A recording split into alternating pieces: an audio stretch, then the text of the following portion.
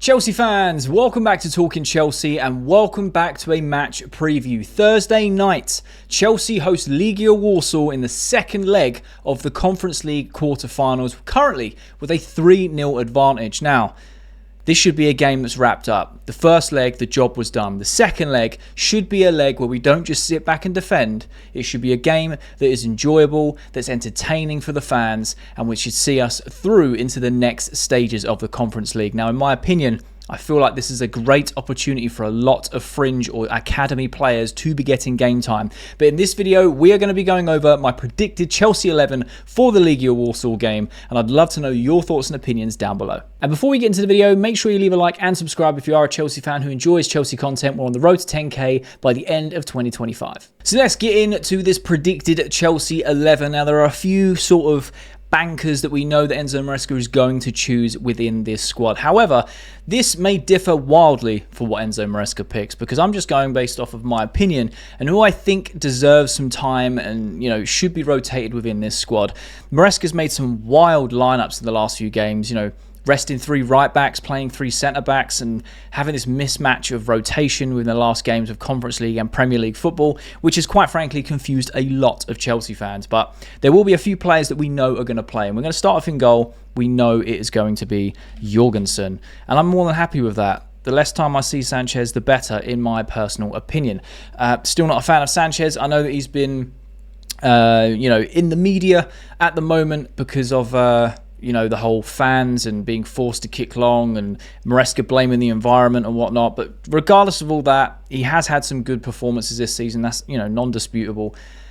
But I just don't think he's good enough. And I like seeing Jorgensen play. I think he's a lot better with his distribution. He is still a bit, you know, shaky when it comes to his shot stopping on occasion. However, in the Conference League, where it's expected for him to perform well, he has pulled off some really good saves to keep us in games. So I'm just happy to see Jorgensen get more minutes. Moving on to left back. This is where I'm going to actually go against something that I've been saying all season. I actually want to see Gusto playing left back because I feel like Cucurella can be saved. He can be rested for the game against Fulham at the weekend. So we're going to go with Gusto as a left back, which I really don't like, if I'm being honest. However, we don't have any cover for Cucurella. So it's kind of that or nothing, unless you want to play Levi Colwill or Badiashile as a left back, which quite frankly, I really hope we don't. So maybe Gusto will play on the left back position. The 2 centre backs, I'm actually going to go with Badiashile. I think Badiashile can do a good job. He's actually had some good performances, whether he's come on as a substitute or even started games within this competition. He played in the first leg at Legia Warsaw and he looked great. And again, I know there's a disparity between the teams and the competitions, etc. I understand that. But you can only play who's in front of you, and I will keep saying that until I'm blue in the face. I think Badiashile had a good game. Now, when it comes to the pairing centre-back, I actually would like to see Tosin because we don't have many other options. We've got no Disasi because obviously he's on loan. You've got Colwill, who's going to be rested for the Fulham game, and Fofana is injured. So I'm going to go with Tosin. You could go Chalobah, I suppose, but I feel like Chalobah will also play at the weekend. Yeah, I'm going to go... And they both played against Ipswich, so it's hard to know who Enzo Marasca is going to rest out of them because he played 3 centre backs. There's going to be a couple of centre backs that are going to have to play back-to-back games. So I'm actually going to go Tosin.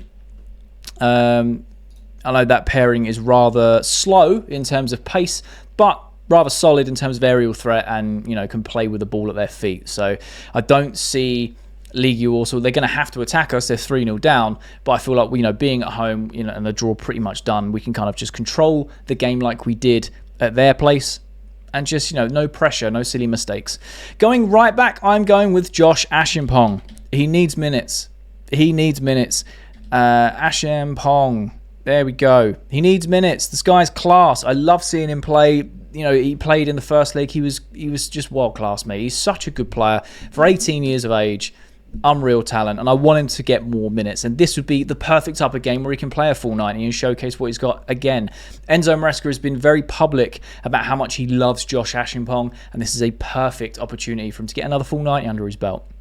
Moving on to the 2 holding midfielders. Now we know one is going to push into that advanced 8 role. I want to drop Enzo Fernandez and Caicedo. Again, I don't think they are needed for this tie. We're 3-0 up. The job should be done. a worst case scenario, we can bring one of them on if needed, but I really don't see that happening. Mind you, it's Chelsea and it's 2025, so anything can happen. So what I'm going to do is I'm going to go with Raksaki. Is that how you say his name? Raksaki? I always get the pronunciation wrong. I do apologise, but this guy's mustard. He's so good, and he deserves more minutes. I want to see him get game time. I want to see him play. I want to see him start. That's what I want. Like I said, this is going to be a tie where we can play the youth, the academy, the fringe players, and get this tie over the line. Pairing him, I'm actually going to go with KDH. Dewsbury Hall. I know he's not a fan favourite, granted, but again, he plays most of his minutes in the Conference League. And when you look at his performances overall throughout the Conference League, he's actually played okay.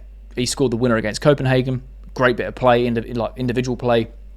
But yeah, I think Dewsbury Hall, Raksaki could play as that holding six combination. We've got news that Lavia's back in training, but he's not going to be playing tonight. Let's be honest, he probably won't play till maybe a couple games left of the season if we're lucky. If not at all. So I don't expect to see him. I don't expect to see Caicedo, and I don't expect to see Enzo Fernandez. However, we move on to the left wing. On the left wing, there's only one person for me to choose, in my opinion, and that's Tyreek George. It has to be George. Tyreek George has to start and play. Tyreek. There we go. Tyreek George has to start and play for me. When he comes on, he looks electric. He got his first goal recently. Confidence boosting. He's such a direct player. Loves taking on a man. I think he's class. He's got such a bright future ahead of him. Give him this game. Start him. Start him this game, see what he can do. And again, if we've got the bench to strengthen as and when we need in certain positions, then we can. However, I feel like we should start with George. I'm actually going to make a change.